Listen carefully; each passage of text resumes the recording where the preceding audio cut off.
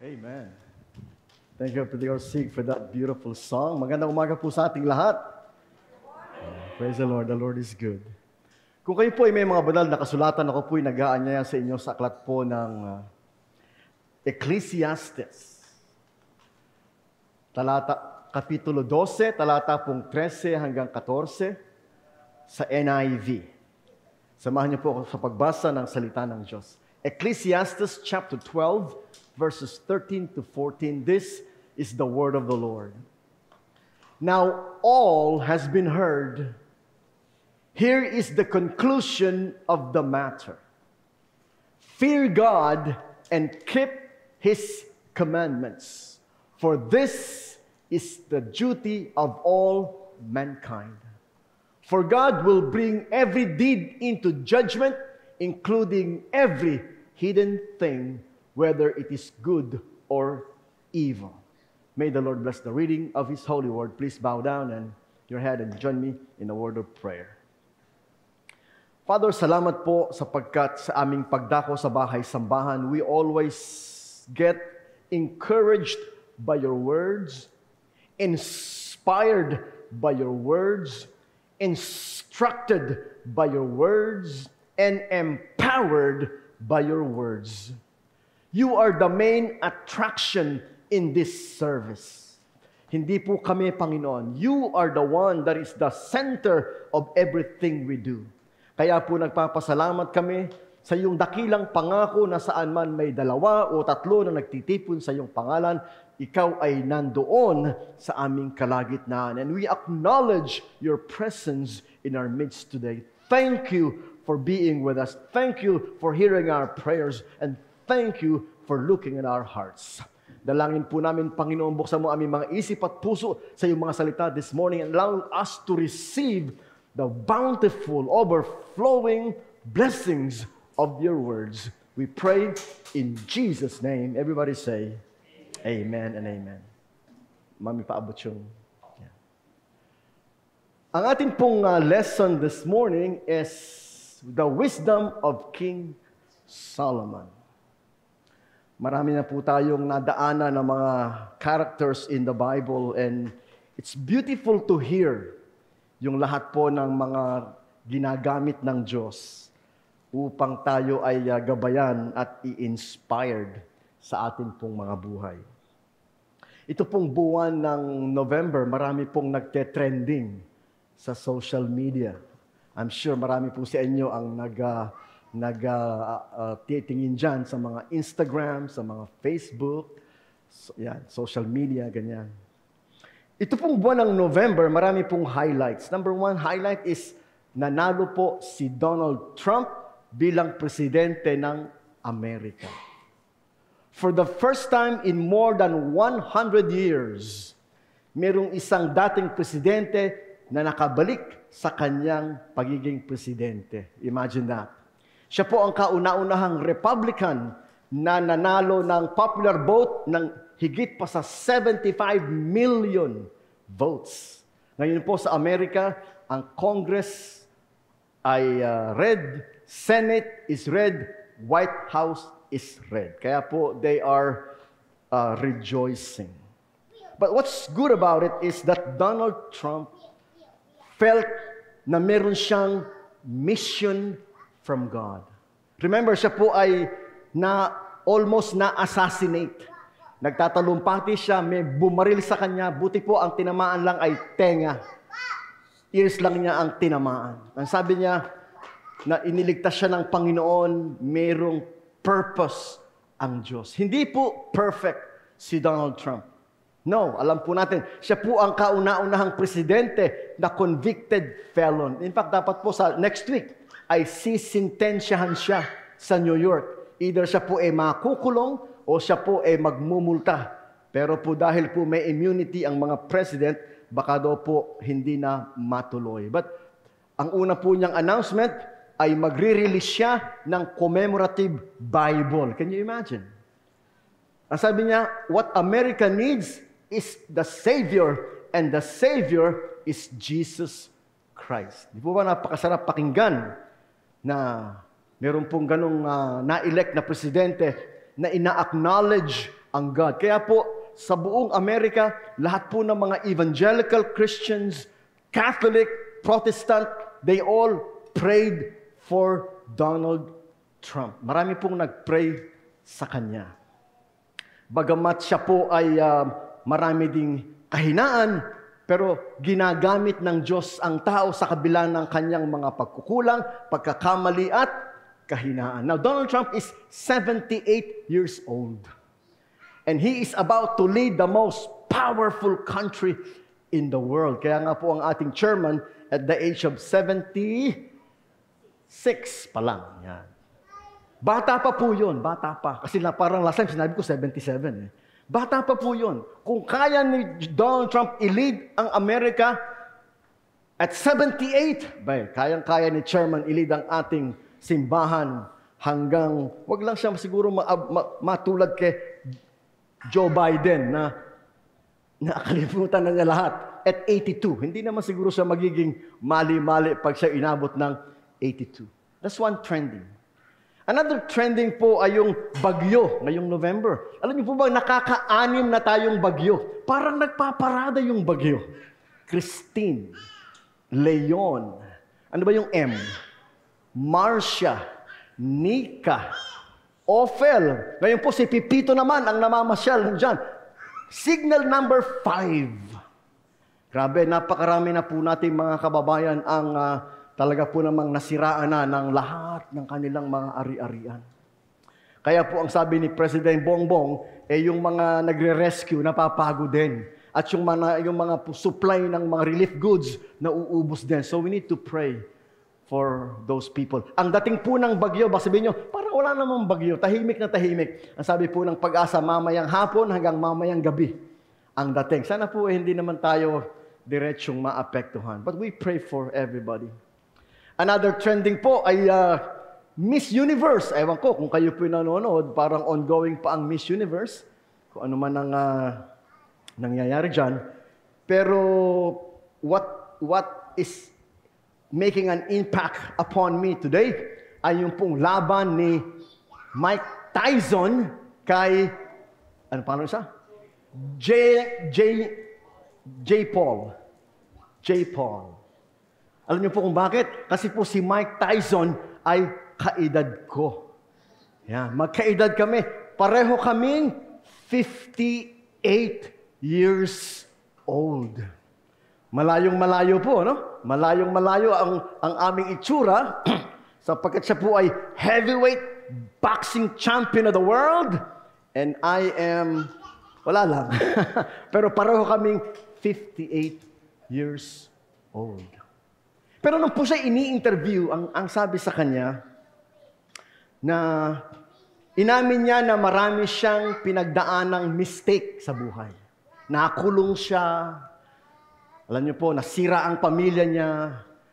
Alam niyo po ba na 6 months ago, muntik na siyang namatay, nagkaroon siya ng blood transfusion, nabalian siya ng likod. Buti nga po naka-recover at nakalaban pa kay Jake Paul, earning $20 million. Sabi niya, I'm doing this for my family.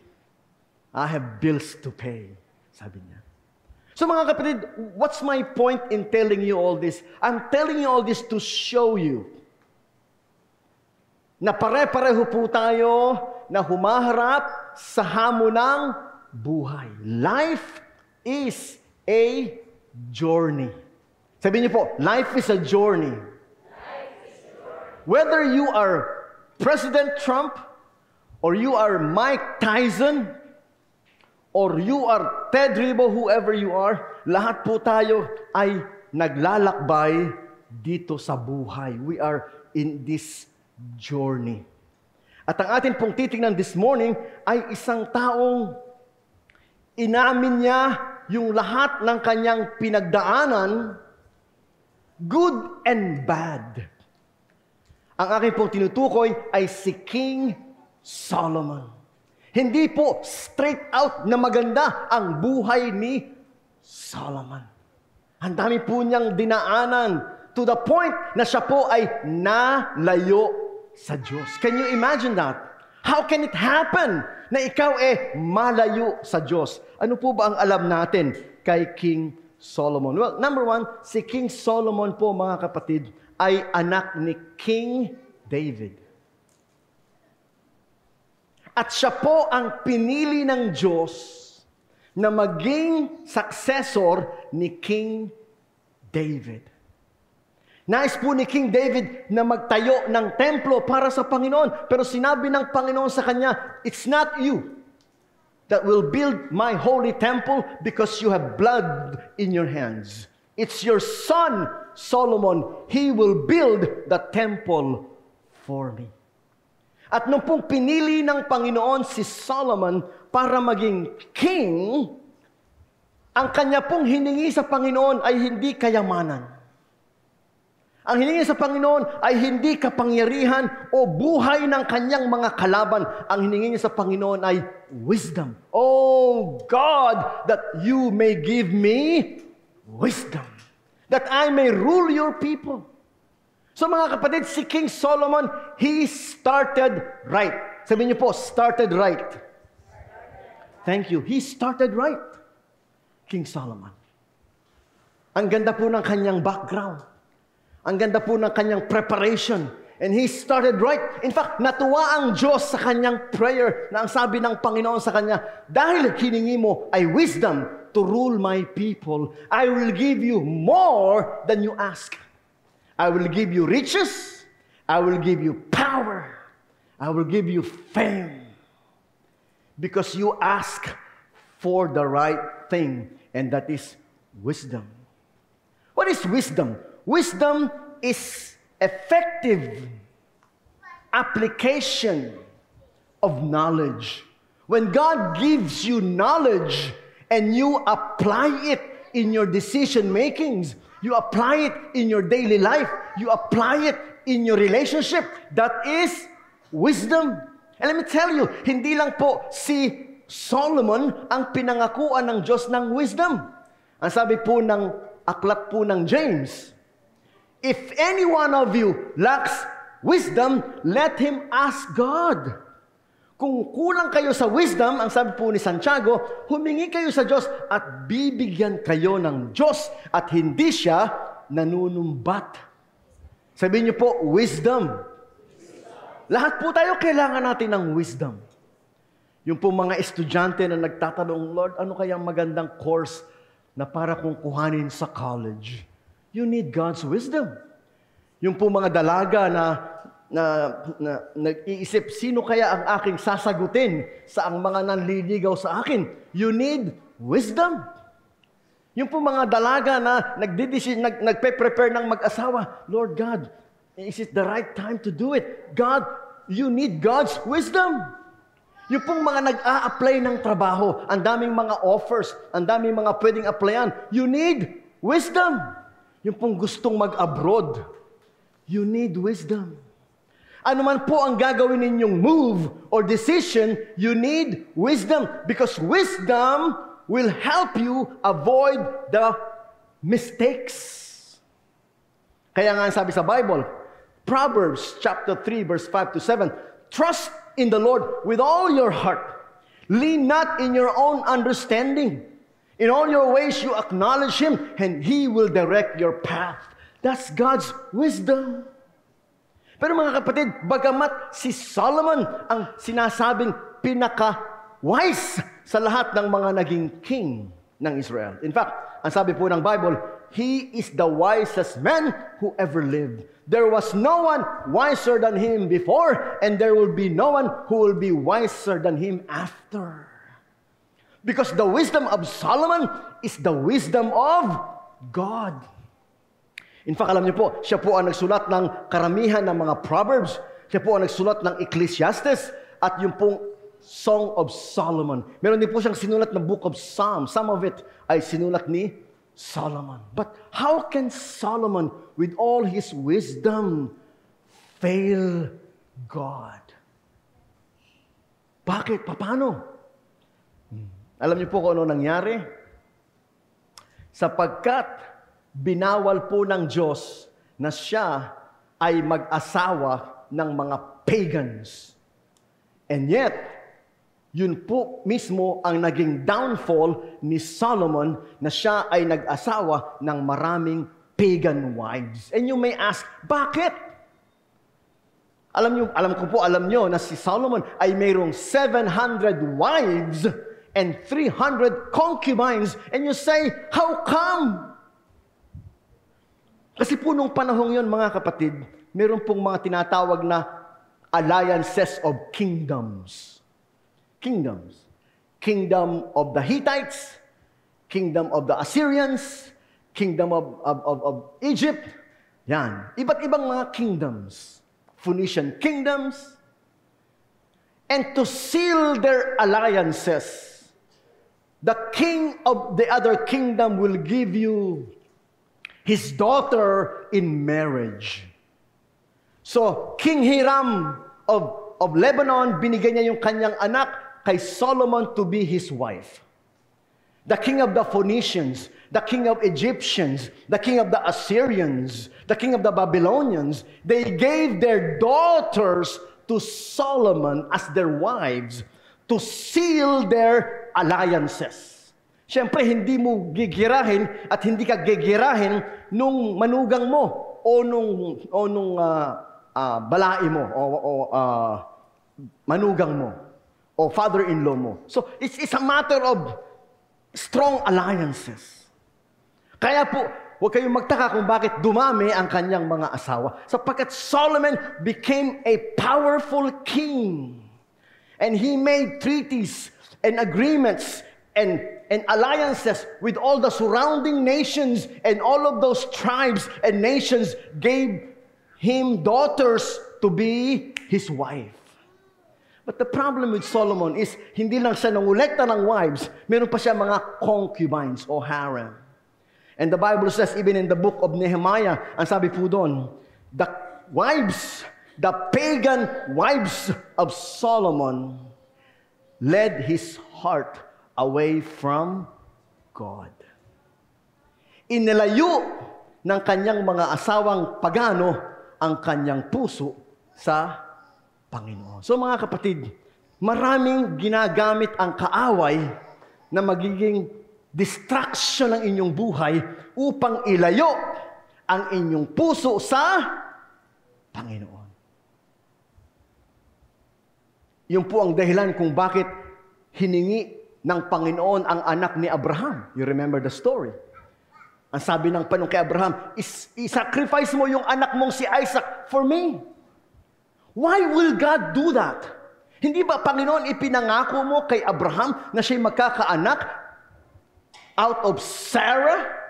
Bakit ngayon ay hihingin mo para i-sacrifice for you? Sapagkat nakita ng Panginoon na nababaling ang puso at pag-ibig ni Abraham sa kanyang anak. So to test the loyalty of Abraham, sinabi niya, Abraham, ihandog mo yung anak mo sa akin. At nung hindi ipinagkait ni Abraham yung kanyang anak, ang sabi ng Diyos, do not touch your son. Now I know that you love me more than your son. So mga kapatid, that's the same thing. Minsan yung trabaho natin nagiging sanhi upang malayo ang ating mga puso sa Diyos. Sinasabi nga po ni Pastor Ray at nanonood po sila ngayon. Lagi silang nanonood, Chairman.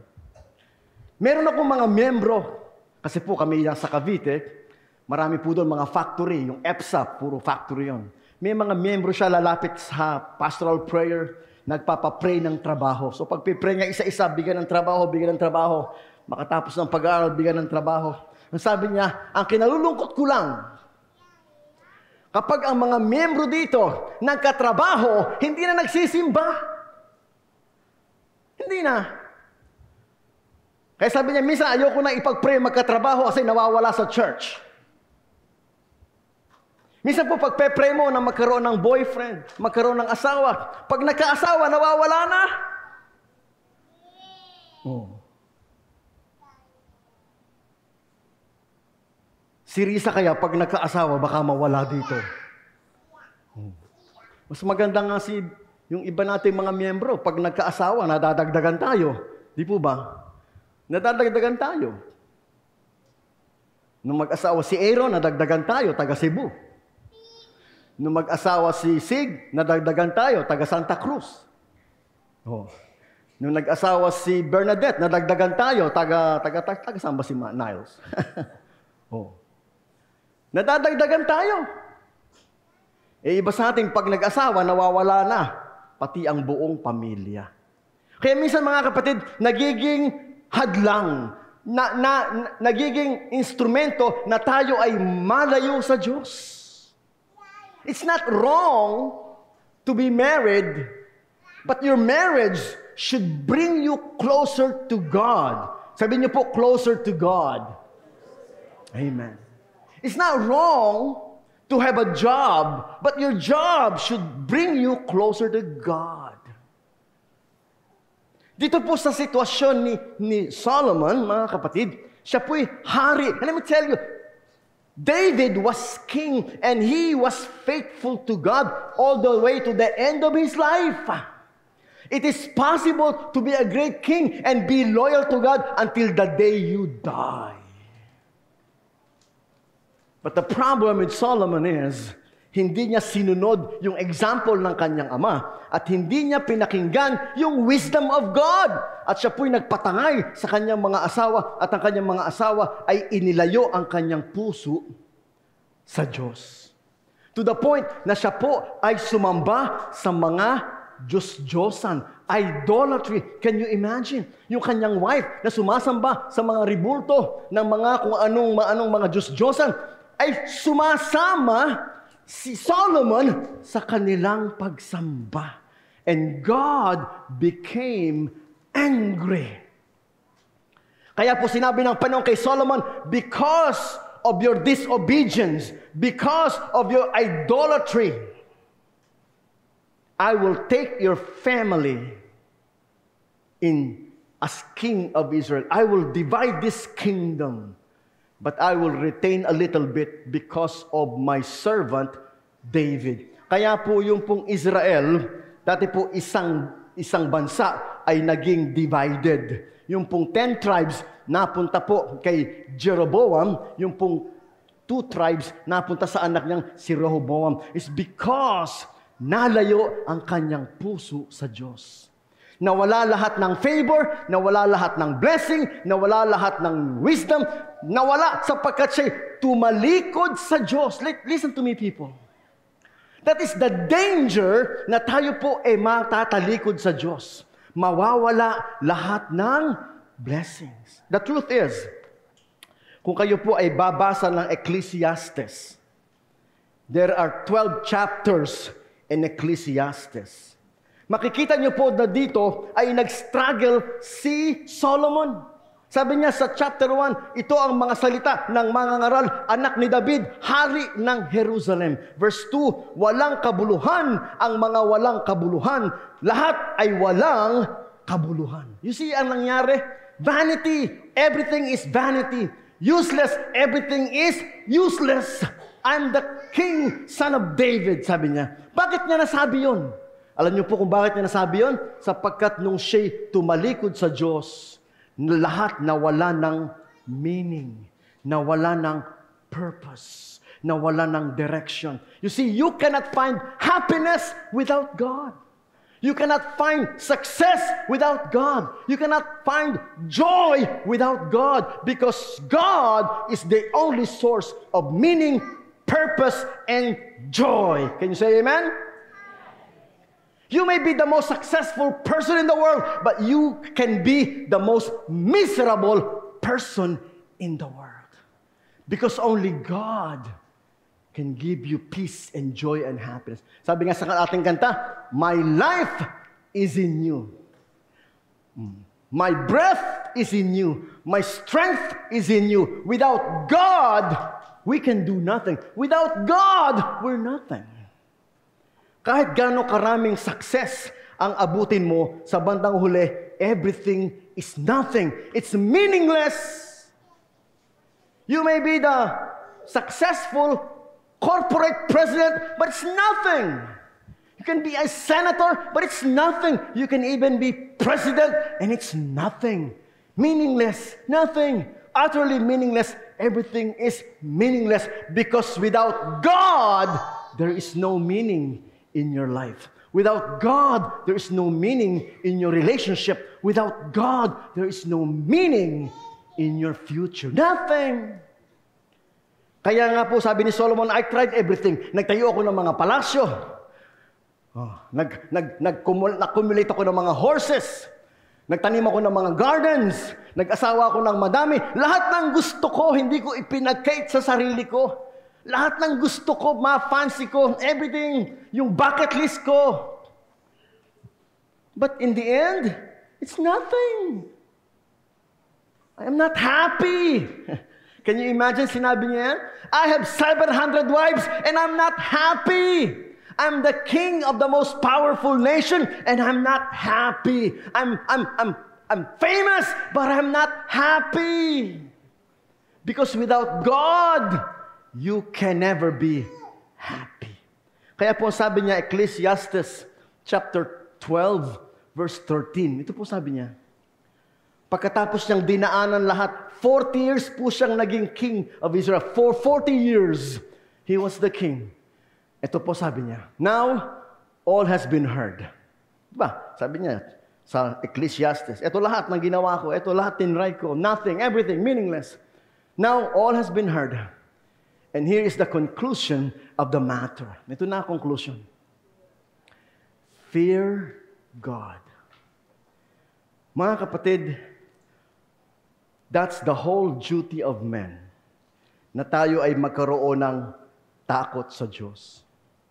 Kahit po gano'n kayo ka-successful, pag wala kayong takot sa Diyos, it's nothing. So, matutunan nawa natin, turuan natin ang ating mga anak na magkaroon ng takot sa Diyos. Ano po sabihin ng takot sa Diyos? Ibig sabihin na tayo ay sumasampalataya sa Diyos, ginagalang natin ang Diyos, minamahal natin ang Diyos, sinasamba natin ang Diyos, kilala natin ang Diyos on the personal level. Hindi po ibig sabihin na kayo ay religious, kilala nyo ang Diyos. You can be religious and not know God. Di po ba yung mga saserdote sa bagong tipan, sa lumang tipan, they don't know God. They are religious, but they don't know God. And even today, marami mga taong religyoso, but they don't know God personally in their hearts. Hindi pa nila tinanggap si Kristo sa kanilang mga puso bilang Panginoon at tagapagligtas. Yun po ang mahalaga. John 1:12. Ang sinumang tumanggap sa Kanya, ang sinumang sumampalataya sa Kanya, ay pinagkalooban niya ng karapatan na maging mga anak ng Diyos. Taas nga po ang kamay ng mga anak ng Diyos. Amen. You know God, and God knows you. Because you have accepted Him in your heart, and you are a child of God. Yun po ang purpose ng buhay. Kung tayo po ay successful, sikat, namatay tayong walang Diyos, ay nako. Ang sabi ng Biblia, tayo na ang pinakakawawang tao sa balat ng lupa. Sapagkat, ang sabi ni Kristo, Mark 8:37, ano mapapakinabang ng tao, makamtan man niya ang buong sanlibutan, mapahamak naman ang kanyang kaluluwa.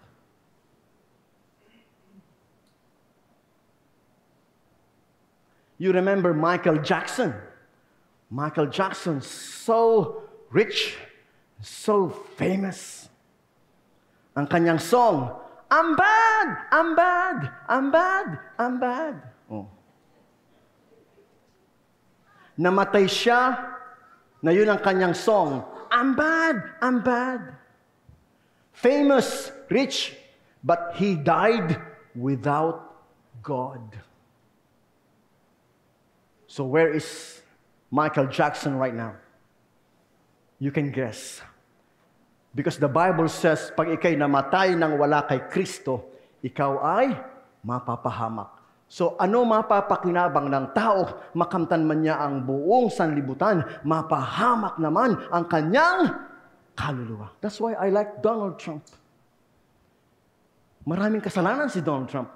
Maraming kapalpakan si Donald Trump. But nung siya'y mabaril, nagsisi siya sa Panginoon at sinabi niya, may purpose ang Diyos sa aking buhay. It's not too late to turn around. It's not too late to turn around. And si Solomon, the good news is, si Solomon, bago po siya namatay, he turned his heart around.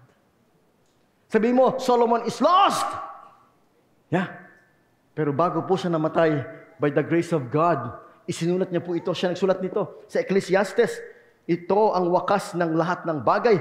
Lahat ay ating narinig. Matakot ka sa Diyos. Finally, natauhan siya. Finally, nabuksan ang kanyang mga mata para siyang alibughang anak. Tinuturo yan ni Chairman. Yung alibughang anak. He came to his senses and he said, I will return to my father. Sana lang po si Michael Jackson, bago siya namatay, nagkaroon siya ng chance to return to God. But did you know how Michael Jackson died? He died of overdose. So, nakatulog siya, hindi na siya nagising. So, hindi siya nagkaroon ng chance. I don't know. Maybe bago siya natulog, tumawag siya sa Diyos. But he died in his sleep because of overdose. Kaya nga po, mga kapatid, habang may buhay, may pag-asa. Sinabi ni Kristo, sapagkat gayon na lamang ang pag-ibig ng Diyos sa buong sanlibutan na ibinigay niya ang kanyang bugtong na anak upang ang sinumang sumampalataya sa kanya ay hindi mapahamak kundi magkaroon ng buhay na walang hanggan. Kaya na po, may kwento si Chairman sa Sunday School. Yung daw malapit ng mamatay, pinatawag yung pastor, saka yung Chairman. Sabi niya, Pastor, Chairman, kasi po, nung pong yung magnanakaw, nung pong si Kristo, malapit na mamatay, merong dalawang magnanakaw sa kanyang kaliwa at kanan. Pero yung isa doon, sinabihan niya, ngayon din, isasama kita sa paraiso. Sapagkat yung taong yun, mga kapatid, ay nagsabi, Panginoon, alalahanin mo ako! Malapit na siyang mamatay, naghihingalo na siya, pero sinabi niya, Panginoon, alalahanin mo ako. At sinabi ni Jesus, ngayon din, isasama kita sa paraiso. So may pag-asa, mga kapatid. May pag-asa. Kung tayo matututong manumbalik sa Diyos. At si Solomon ay nanumbalik sa Diyos. At sinabi niya sa Ecclesiastes, narito, matakot ka sa Diyos. So number 1, fear God.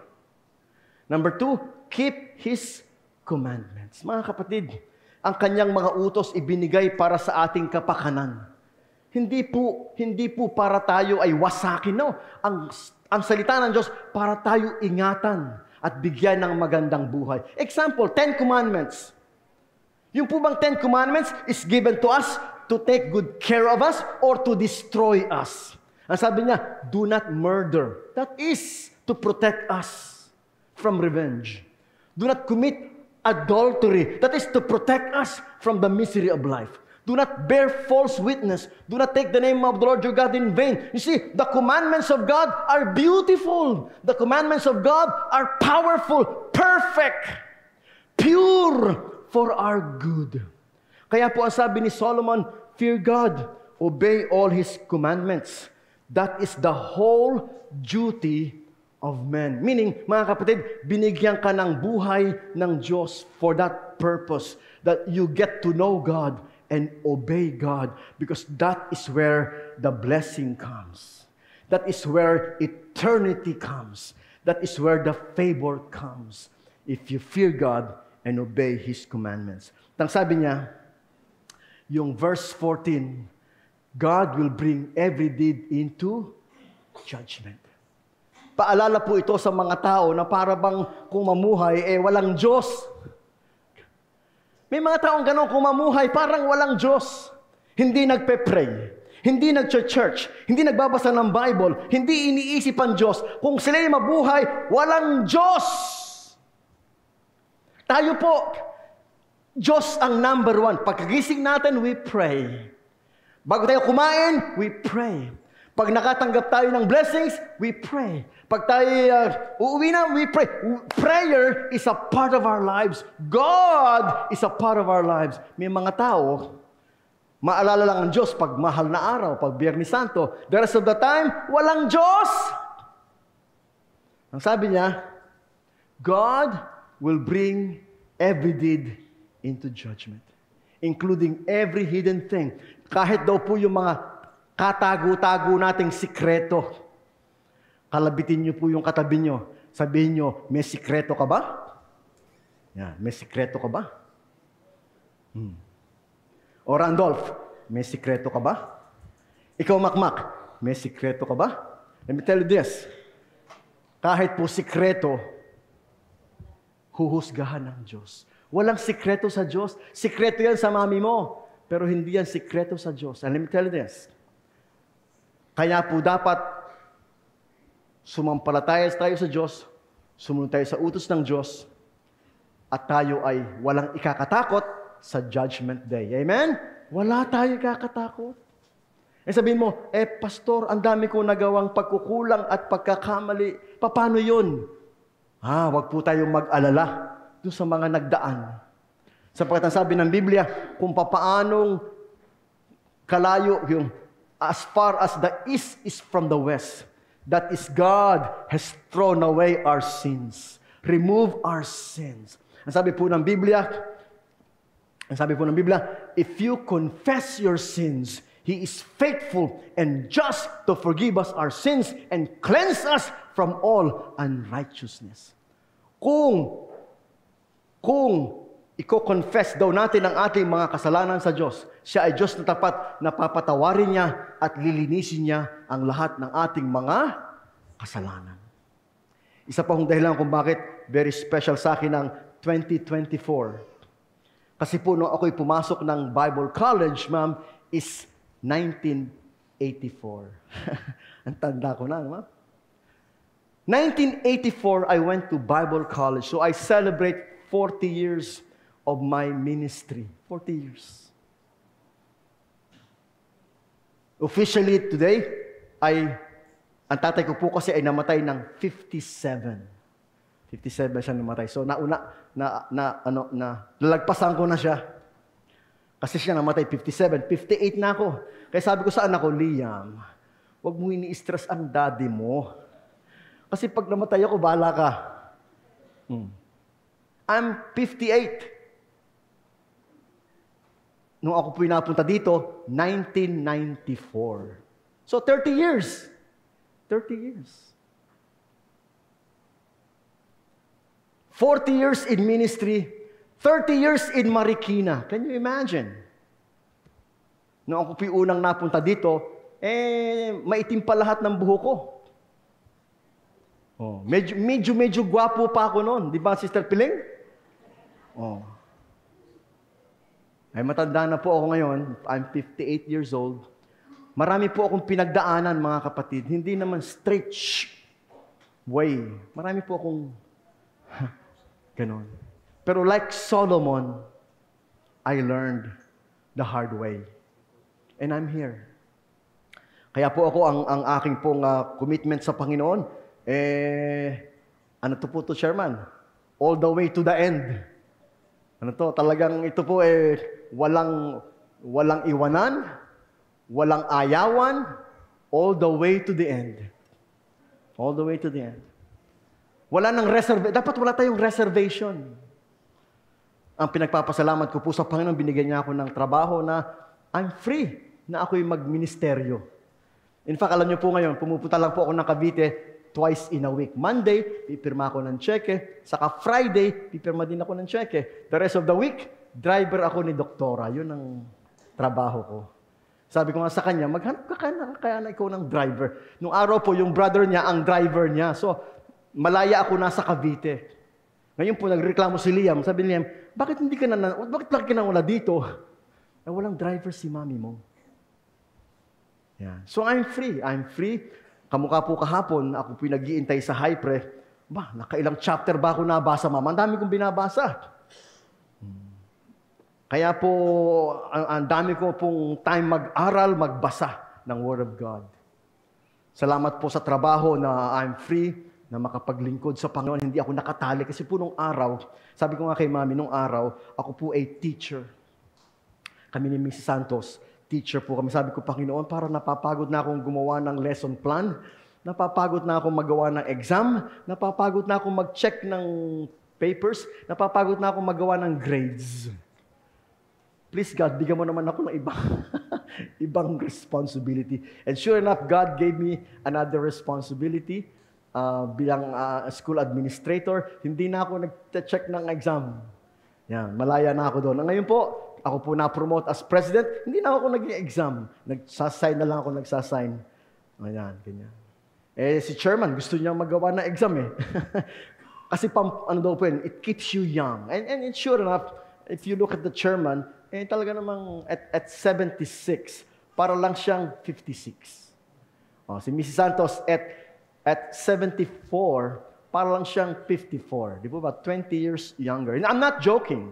Tingnan nyo. Mas matanda pa nga tingnan si Brother Benji kay chairman eh. Biro lang, Brother Benji. May mga seryosong tao, mukhang matanda eh. Sama si Perry. Si Perry, mas mukhang matanda pa minsan eh. Nawala na si Perry. Maglingkod sa Panginoon, di kayo tatanda. Sabi nga ni chairman, maglingkod sa Panginoon, di kayo tatanda. Tayo po'y manalangin. Panginoon, we have heard the conclusion of the matter. What is the whole duty of man? The whole duty of man is to fear God, to love God, to believe God, to serve God, to follow God, and to obey His commandments. And Father, that's what we want everyone in our church to experience, a personal relationship with God, that we all become children of God, serving God. Number one, ang God sa aming mga buhay. Alam namin, Panginoon, marami kaming mistakes.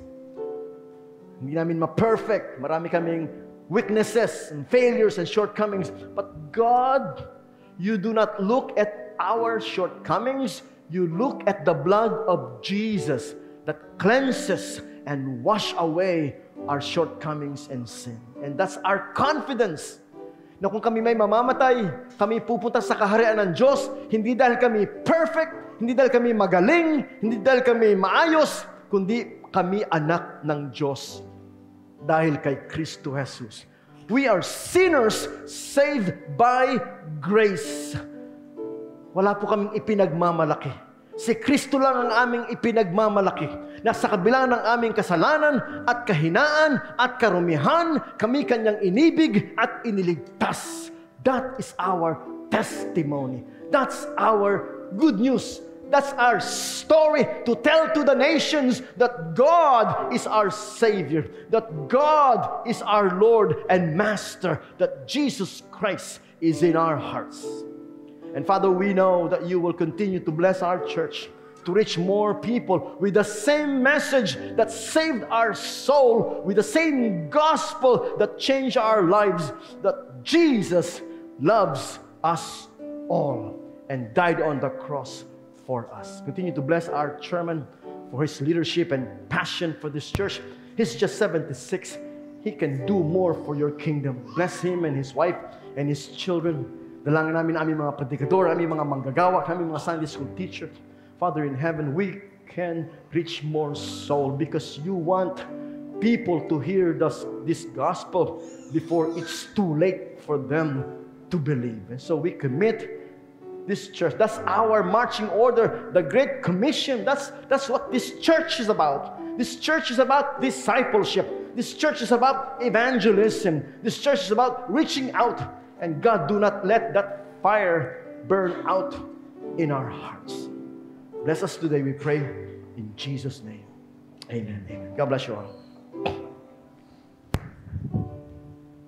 Maraming salamat, Pastor.